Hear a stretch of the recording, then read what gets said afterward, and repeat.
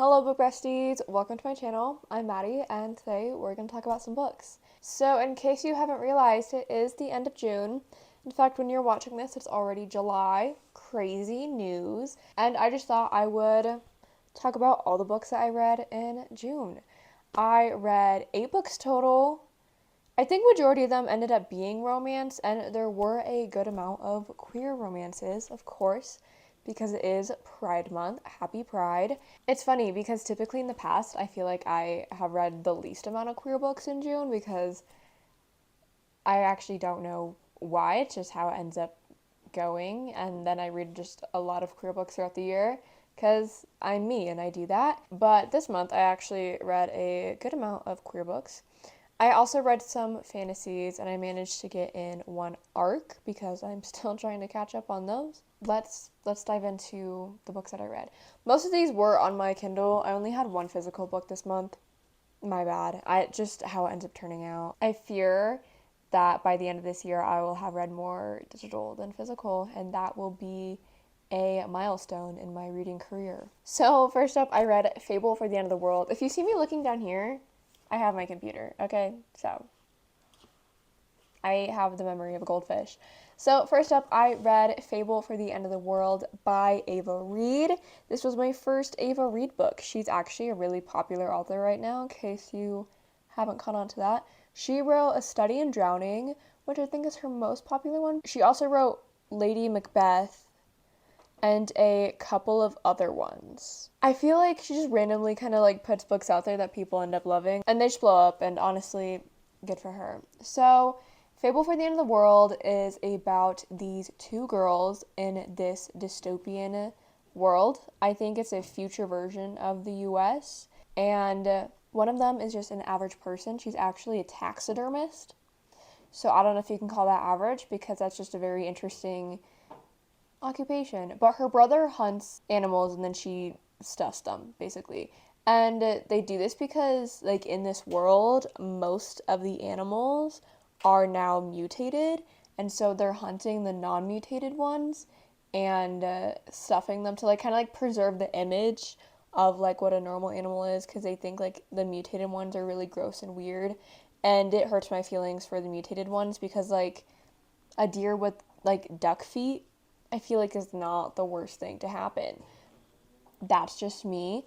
But she is a taxidermist and her mom sucks and ends up nominating her for the Gauntlet, I believe is what it's called, where people are basically actively hunted by angels, what they call angels, to forgive your debt. Like if you nominate somebody or if you win or something like that, then your debt is forgiven. That wasn't really explained, honestly. Wasn't entirely sure why we were doing that, but oh well. And then our other main character was an angel, naturally, except she is not like other angels because she has feelings. And she actually is struggling through kind of like PTSD from a past gauntlet. And her boss is kind of trying to erase that memory of that gauntlet to get her to move on and be like cutthroat killer again. But obviously she still struggles with that. So the gauntlet starts, one of them is actively hunting the other and the other is running away and kind of fighting back. She actually fights back probably a lot more than the past, what do they call it, like rabbits or something like that have in the past. And naturally they end up falling in love. I know, okay, I'll get into that in a second. But so they end up falling in love, and obviously that complicates things, and things kind of go from there. It's actually a fairly short book. I feel like it definitely could have been longer or divided. Maybe, like, you know, like expand on some things and then like just divide it instead of making a really, you know what I mean? Probably not. So this book is a lot like The Hunger Games if like it was just two people in the games and one was actively hunting the other and the other was just running away, and they ended up falling in love. So I actually kind of liked that. I loved how very like classic dystopian this book felt. It very much felt reminiscent of the early 2010 dystopians from the iconic dystopian era. I miss it every day. So I did really like that. I do think that the worlds could have been built on a little bit more just because of how much I loved that aspect of it. And I also really liked the characters. I felt like they were really fleshed out. Their motivations made a lot of sense to me, and I liked both of them. I feel like sometimes it's hard for me to like both of the characters in situations like these, but I liked both of them. And I felt really bad for both of them, and they both deserved to be happy in their own right.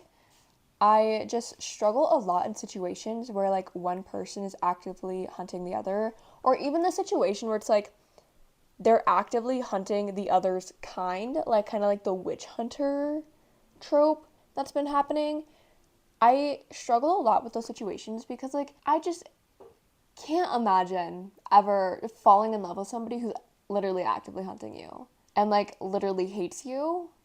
Like this situation's I guess a little bit different because she doesn't really hate her. It's a little bit more complicated than that, but it's still like she's actively hunting the other. If somebody was actively hunting me and I had the chance to either help them or leave them for dead, I'd probably leave them for dead because they're hunting me.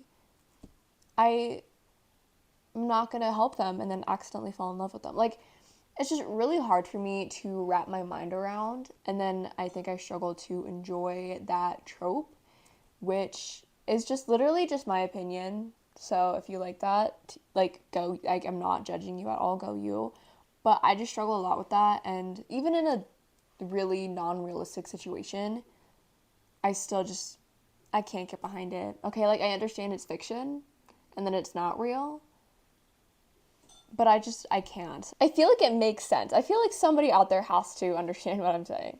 I think it also might be because of that whole situation that I feel like I wasn't really enjoying the romance in this book. It is a YA sapphic dystopian, which iconic. There's not enough of those. But I feel like the romance was really rushed and kind of forced.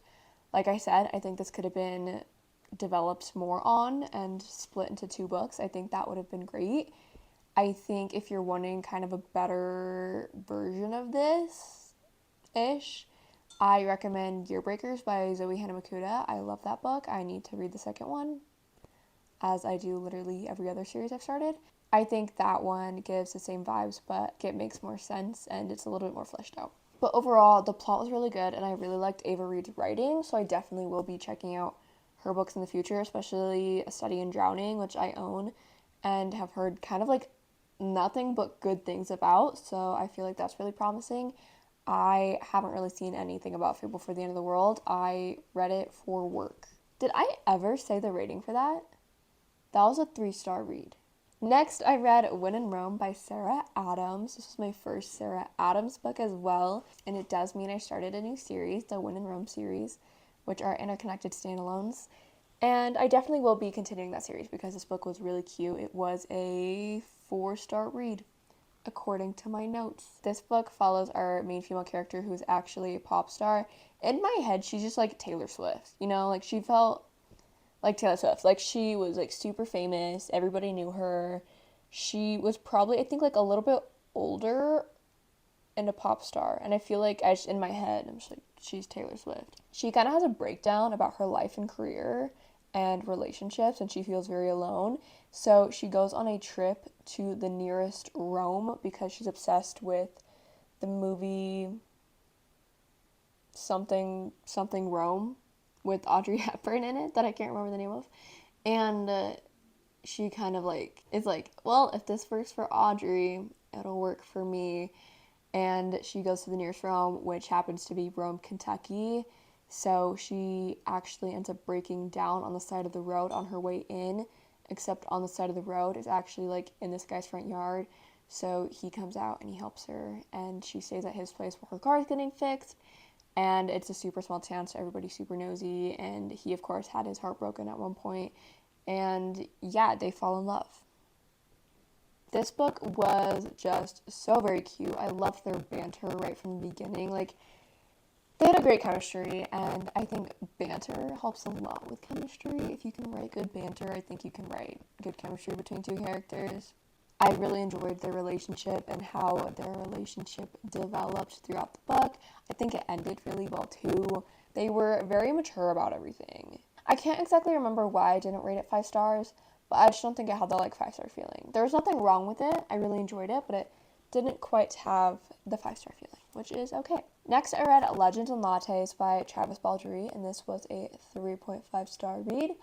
I am so glad I finally read this. It feels like it has been on my TBR forever. This is a very D&D-esque cozy fantasy. It follows Viv, who's kind of, I believe, a like barbarian orc, and she is a bounty hunter in this like D&D party, and she decides to retire and move to the city to sell coffee, except no one in the city knows what coffee is. And so she is introducing all these like drinks, like your normal coffee, lattes, iced lattes, and she is basically building this cafe from the ground up. She basically just discovers that luck and joy isn't the objects that you found from magical creatures, but the friends you make along the way. So it is very cute, and it is a sapphic fantasy, but I think something that I struggled with for this book was the fact that there was like no romance and that the relationship wasn't built on at all. And I think a lot of her relationships with the other characters could have been more developed too. I think with cozy fantasies, you rely a lot on the character and the relationships because there isn't really that stakes or plot for the reader to get into. So, like, the characters and the relationships need to be really well done and fleshed out, but don't think that was the case for this one, which is why I gave it 3.5 stars. But I still really liked it. I liked Viv as a main character. She was a great main character. I loved getting to follow her along the way. Like, I was invested. I wanted only the best for her. And I did like the characters that she met. But again, I do think that those relationships just could have been built on a lot more. And I love cozy fantasies, okay? I don't care if there's not a plot. If the characters and the vibes are right, who needs a plot? Who needs stakes? I am here for enjoyment. And again, I feel like when you're sacrificing stakes, you need to have a lot more character. Maybe that's just me. I also think that, like, I don't know, this book wasn't very long. Like, I'm pretty sure under 300 pages. So I think there was definitely a lot more room to build on those relationships and make them a lot less surface level. So I think that's also frustrating, is like knowing like you had the room to. Like, it's not like this was a long book.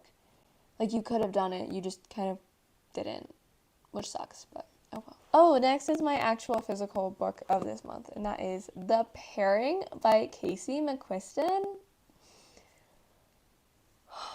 I have to breathe. I have to take a breath. This was my 5-star of the month.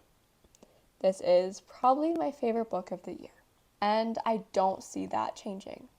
So this follows Theo and Kit, who had grown up together. They were childhood best friends to lovers until they decided to go on a trip, kind of like a food and wine tour around Europe. And on the flight there, they get into a fight and break up.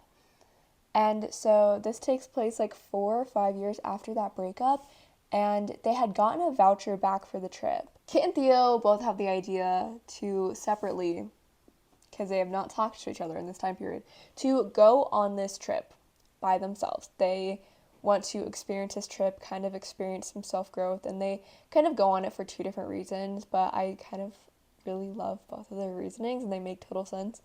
And of course, they see each other on this trip, freak out, and naturally, they decide to have a competition between the two of them and see who can hook up with the most people around Europe. Yeah, naturally, that goes as well as to be expected, and they end up falling back in love with each other.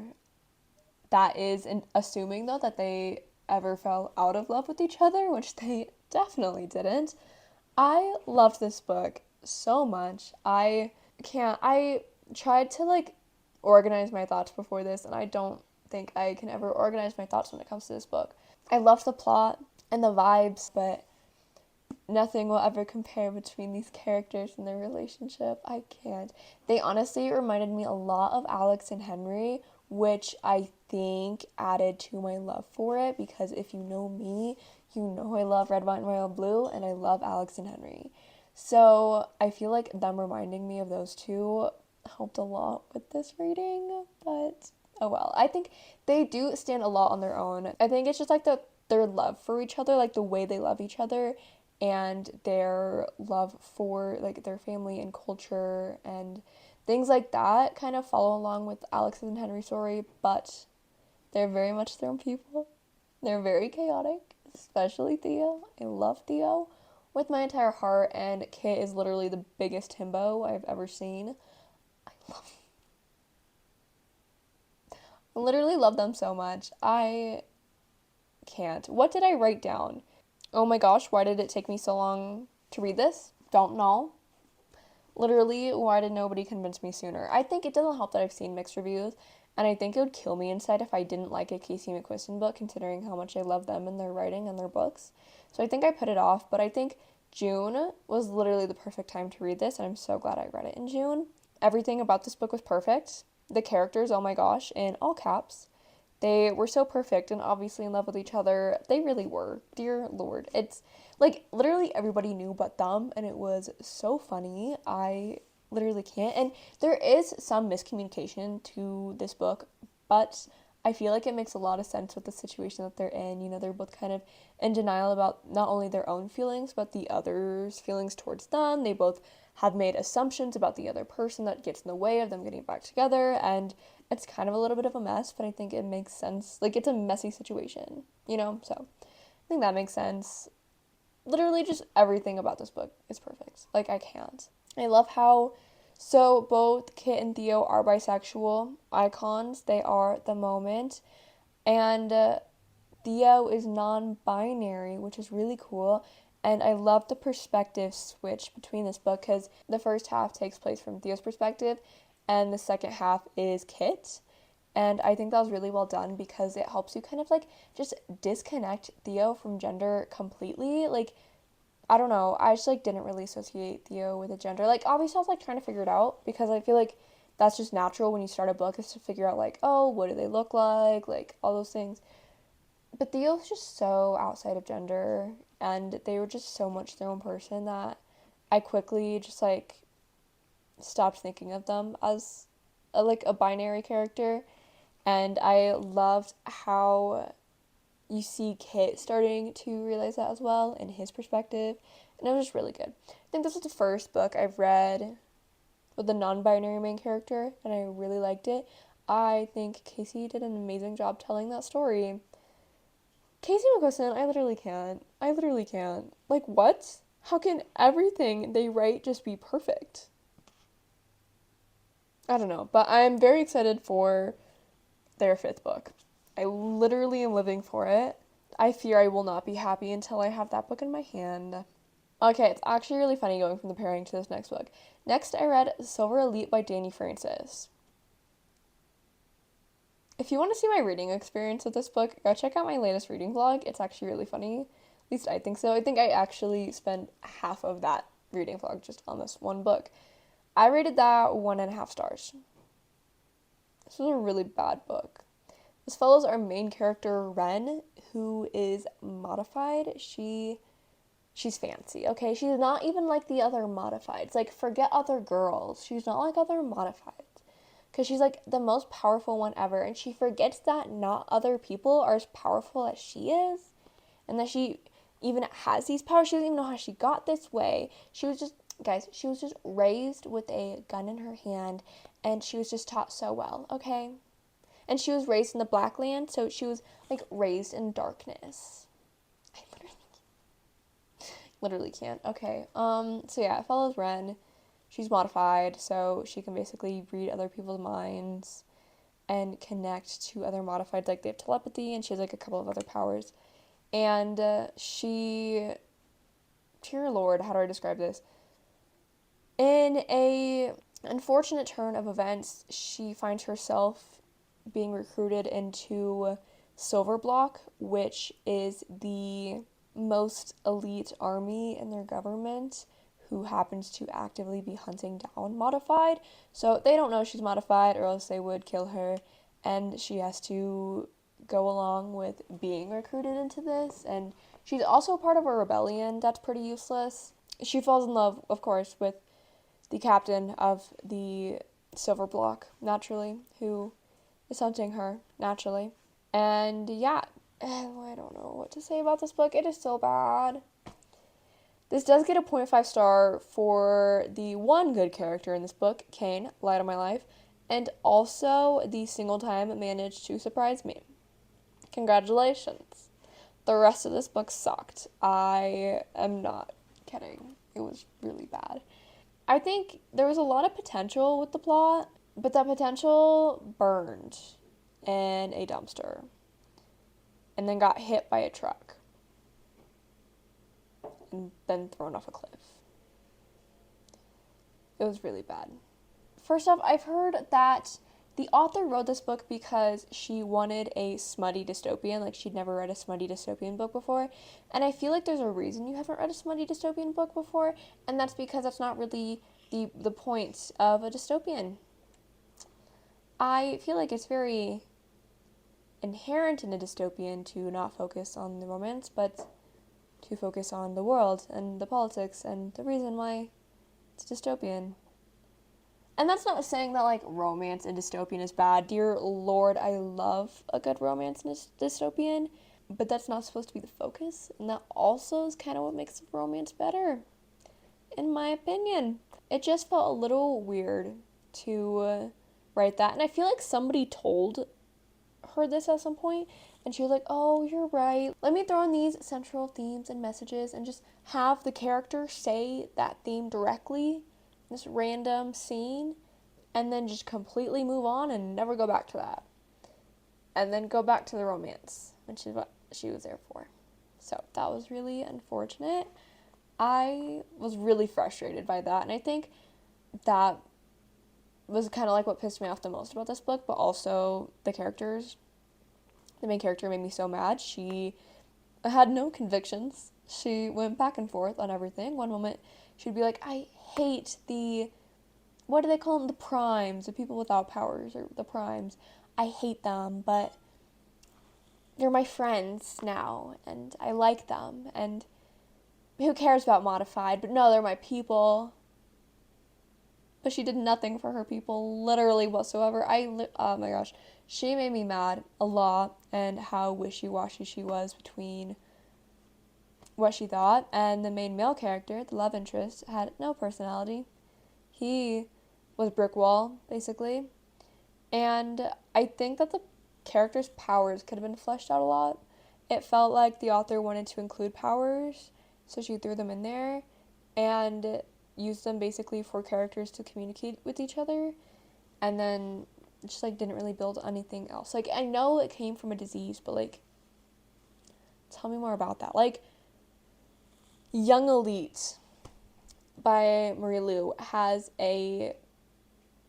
characters with powers that came from a mysterious disease. That was built really well.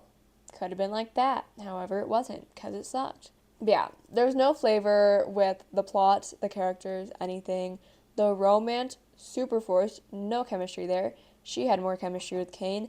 I'm gonna root for them, even though I'm not gonna continue the series when the rest of it comes out. And I think, honestly, the worst part of this book was the dialogue.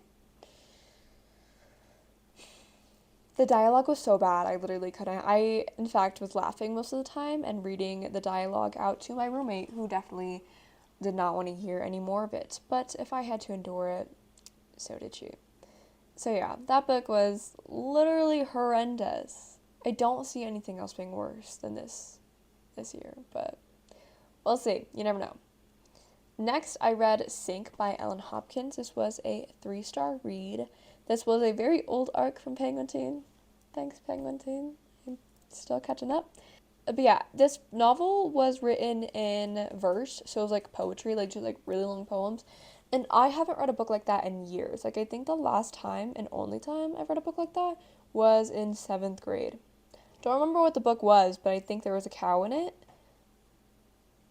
I actually really liked that book, and I liked this one too. And I think the verse style fit really well into the story that I was telling, which I really loved. His book reminded me a lot of The Fosters. Okay, because it's about these two twins who were, had a bad home life, had a bad mom, and they're thrown into foster care, and not too long after that, they are separated by the system, and they have, like, no more contact with each other. So they're kind of just, like, forced to go on with their lives, thinking about each other, and kind of, like, not really actively trying to find their way back to one another, but, like, wishing they could. And this book kind of, like, creates branches between them while also showing their own struggles.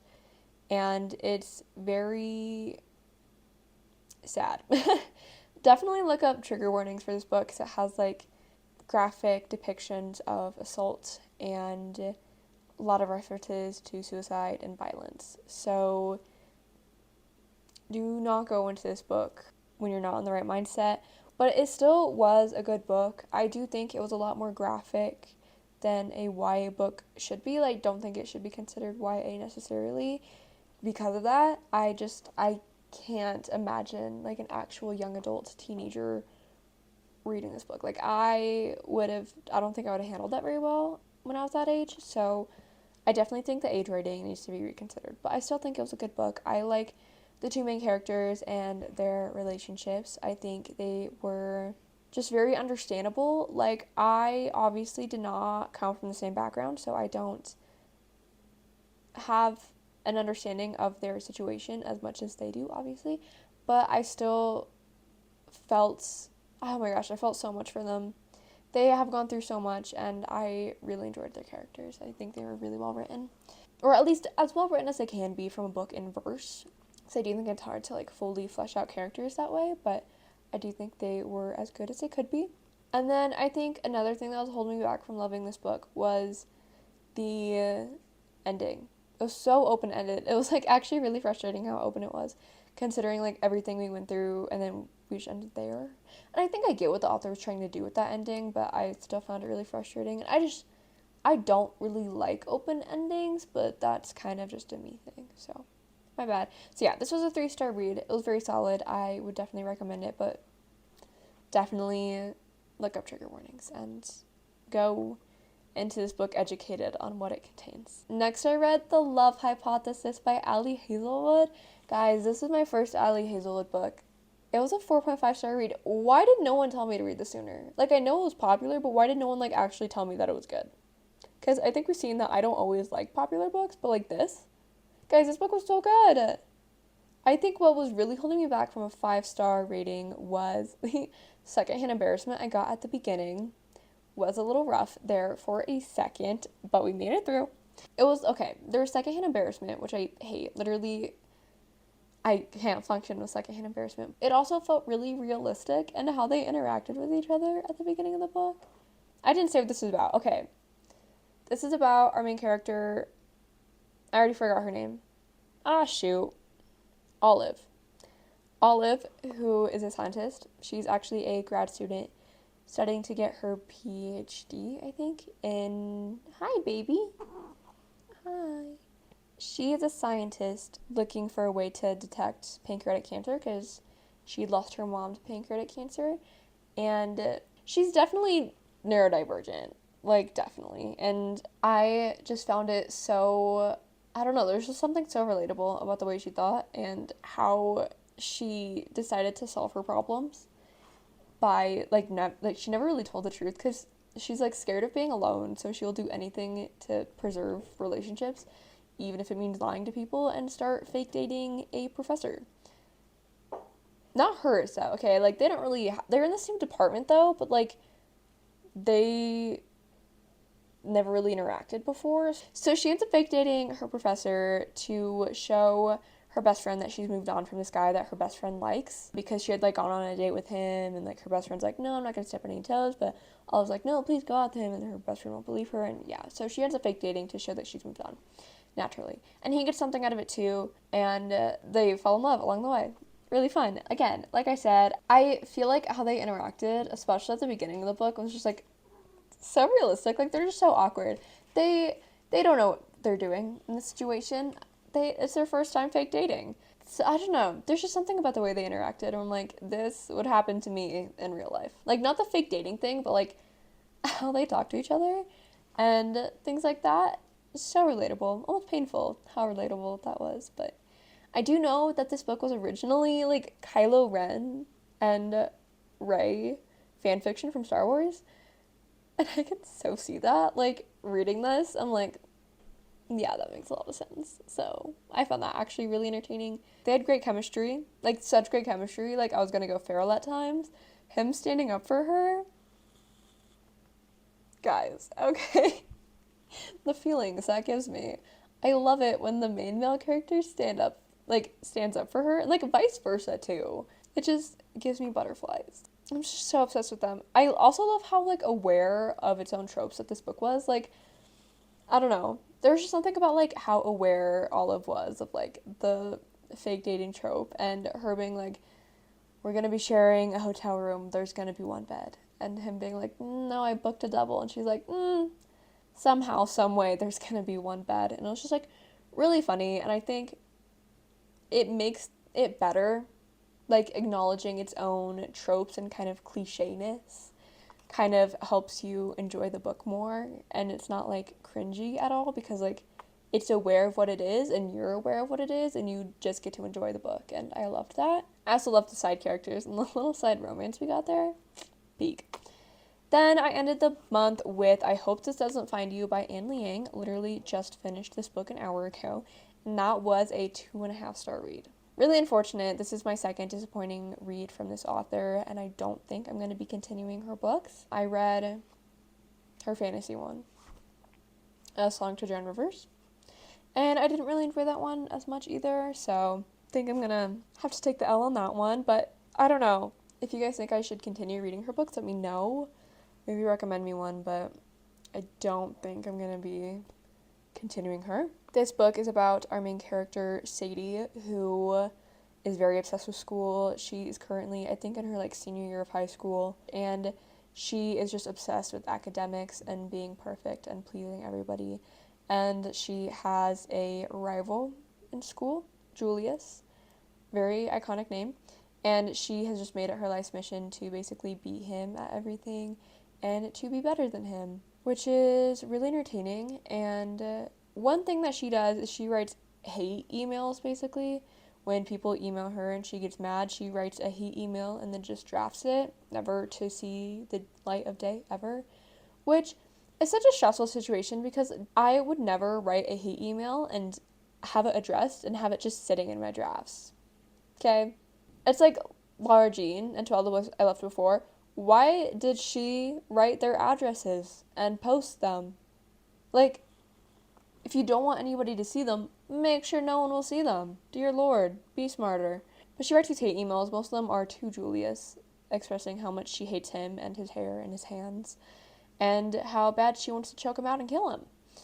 Naturally. And also, of course, naturally, the emails all get sent out. So now everybody at school hates her, and he's like, dude, what the heck? At least he's like aware of their rivalry. Like, it's not just one-sided. Like, he does the same back, but he's also in love with her probably the entire time. So they fall in love somehow. The romance in this book is honestly just so forced, and I found that really hard. They're not gonna last after this book, okay? With the amount of like visceral hatred she had towards him for such a long time, that is really unhealthy and gonna create a really toxic relationship. The way they compete for everything and the way that they can't just like really talk about their feelings at all because of this, just because of these years of competition, is not a healthy situation. And well, they probably both need therapy and then to stay away from each other. And I think that's what will lead them to live happy lives. The main character was also just really frustrating I think just in the way she interacted with him and the illogical ways she interacted with people, but it also makes a lot of sense. Like, this is a YA book and she acts very YA. You know, she's a young adult. She's not fully developed. She hasn't really experienced much other than school, so it makes a lot of sense how she dealt with things and her feelings. And honestly, the part that I liked about this book was her, too. Like, she frustrated me, but also I understood a lot of that feeling of needing to be the best in academics and doing your best and pleasing everyone around you and not really having the, like, party high school experience, but instead focusing on school. But also, the dialogue drove me a little crazy because it felt like a cliche Disney show, and not in like a, oh, this is YA, so I hate it for being YA way. Like, I understand that it's YA, I recognize that, but like the dialogue just was so cringy, and it felt very much like an adult trying to write kids' language when they've never heard it before, and it just was really frustrating me. But yeah, I could relate to her, and honestly, this book did have a lot of potential, but I just did not enjoy it, and that's unfortunate, but that is how I ended my reading month. I did it, guys. I hope this video isn't too long. I feel like I kind of went really quick. I think the notes helped. I need to do that more on my wrap-ups. I feel like it makes it more cohesive and not just me trying to pull things out of thin air. So yeah, those are the 8 books that I read in June. I would love to know what the books that you read in June, or literally anything else. What have you guys been watching or doing? I personally have been crocheting a lot and been obsessing over the Apothecary Diaries. So those are basically my 2 recent personality traits besides reading. So yeah, let me know your guys' favorite or least favorite reads in June, what you guys have been doing, watching, living, seeing, breathing. Yeah, thank you guys so much for watching. As always, please like, comment, and subscribe below. And I will see you guys all next week. Bye!